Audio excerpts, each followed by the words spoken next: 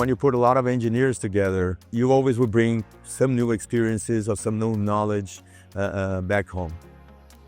I find the products that I work on interesting, and getting to talk to people about it's like a special interest kind of thing, and just spreading the word. I really love doing it.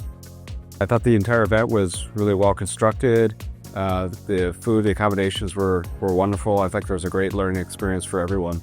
The classes are more focused on the technical aspect of it and the engineering work that needs to be done. So I think that's the best value for this conference.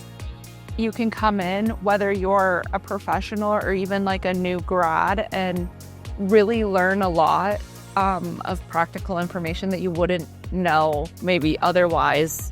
When I talk to my customers, I'll know, okay, this is new and this is really great product, and maybe you can use it in your design. So it'll help me understand too, like what kind of applications these products can go into and how I can help my customers better.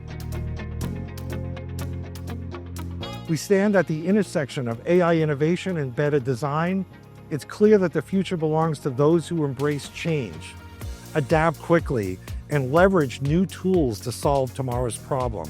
At the end of the day, everything we do at Microchip is ultimately to make your design process easier.